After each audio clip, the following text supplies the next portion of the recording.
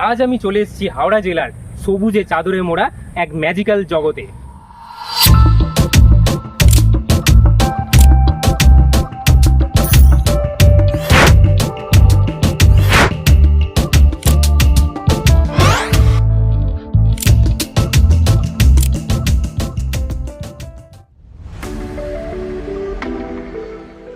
নমস্কার বন্ধুরা, আমি আপনাদের প্রিয় ব্লগার রবিন।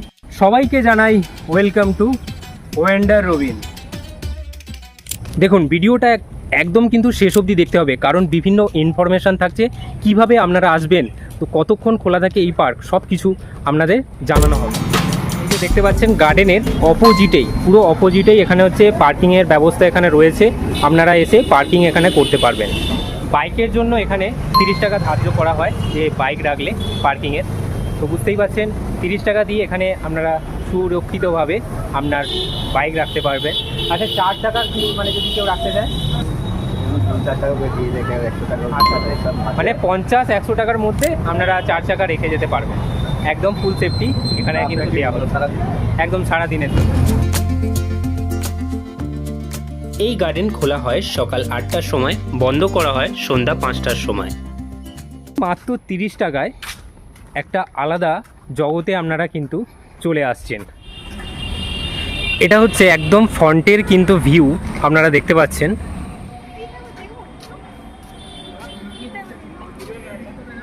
এখানে দেখতে পাচ্ছেন যে রুট ম্যাপ, সেটা এখানে দেয়া হয়েছে।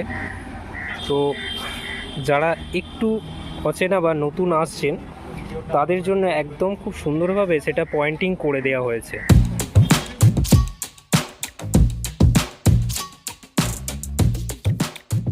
দেখুন, এই বর্ষার সময় ঘুরতে আসলে যে একটা আলাদাই এক্সপিরিয়েন্স কিন্তু হয়। এই বুঝতেই পাচ্ছেন, ছাতা ধরে আছি আর বৃষ্টি পড়ছে, এই একটা আলাদাই অনুভূতি কাজ করে। পাখিদের ডাকটা একবার শুধু শুনুন।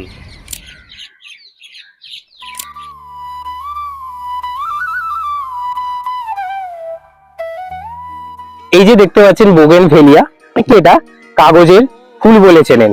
চলুন ভেতরটা ঘুরে আপনাদের দেখাই। এই যে দেখতে পাচ্ছেন দারুণ একটা পরিবেশ, আপনারা ভালো করে দেখুন, আপনাদের দেখাই।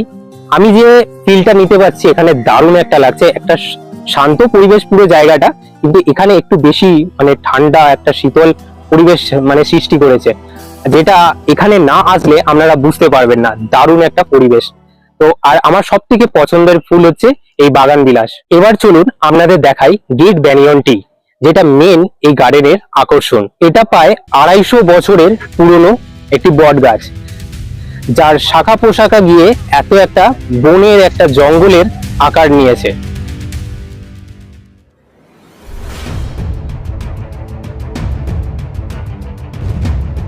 একদম একটা অসাধারণ পরিবেশের মধ্যে আপনাদের নিয়ে যাচ্ছি।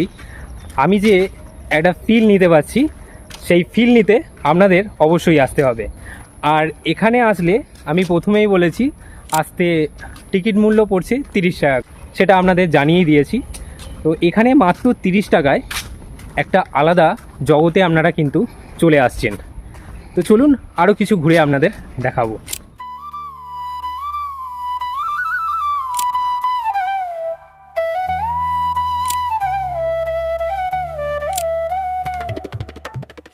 এই গার্ডেনটির সূচনা হয় 1787 সালে ব্রিটিশ আমলে। ইস্ট ইন্ডিয়া কোম্পানির তত্ত্বাবধানে রবার্ট কিট এই গার্ডেনটি প্রতিষ্ঠা করেন। সেই সময় এই গার্ডেনের নাম ছিল ইন্ডিয়ান বোটানিক গার্ডেন।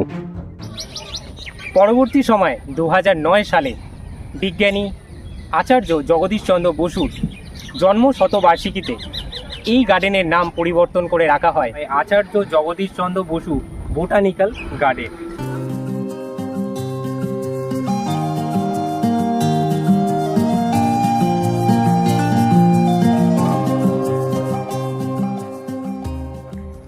এই গার্ডেনে গাছ দেখার পাশাপাশি আপনারা ফটোগ্রাফি করতে পারবেন।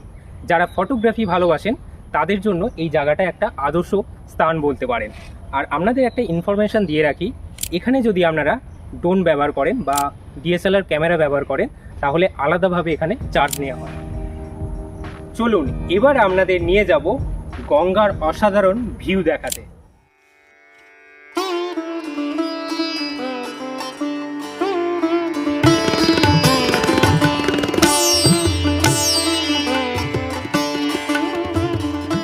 দেখুন, দূর থেকে দেখলে এটা পুরো মনে হবে সম্পূর্ণ একটা বড় জঙ্গল, কিন্তু এটি একটি গাছ, বট গাছ।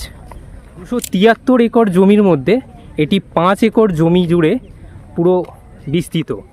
শুধু দেখতে পাচ্ছেন যে ফ্রন্টের ভিউটা, সেটা এতটা, মানে 5 একর জমি, বুঝতে পাচ্ছেন কতটা হয়, সেটা জুড়েই কিন্তু এটার বিস্তার করেছে।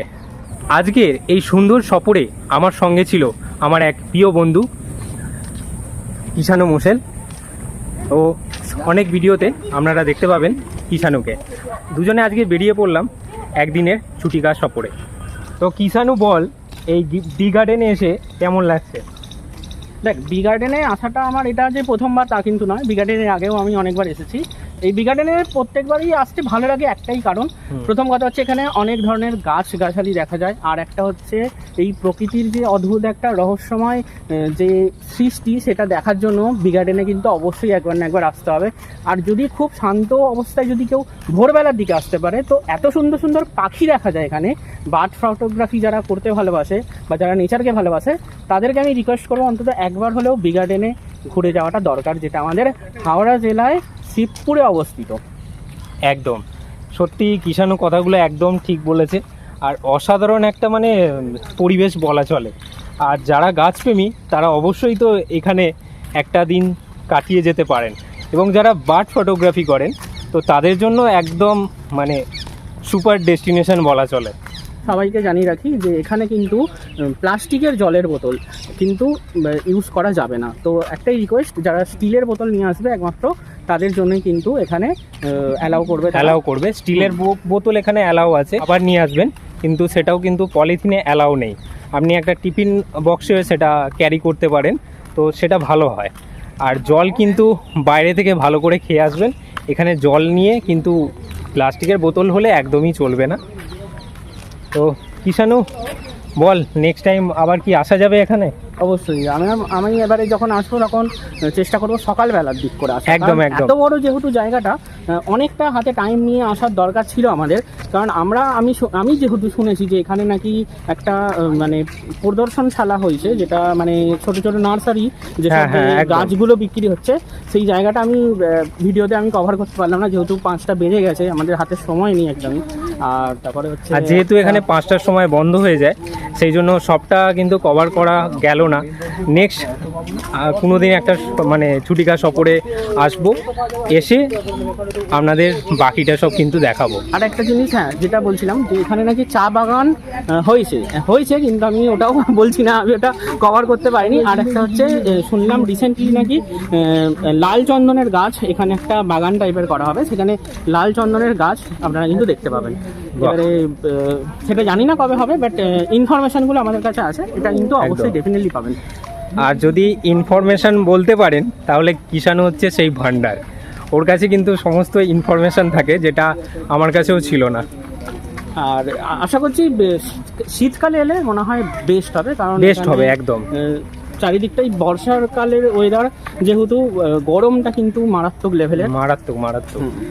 আর এই বর্ষার ওয়েদারে কিন্তু একটা আলাদাই ভিউ হয় এখানে, গাছের পাতা পুরো সবুজ হয়ে থাকে, সেটা তো মানে আলাদাই। যারা বর্ষাকাল ভালোবাসেন তাদের জন্য তারা আসতে পারেন। চলুন এবার ঘরে ফেরার পালা। আচ্ছা, আপনারা কি এখানে আসতে চাইছেন?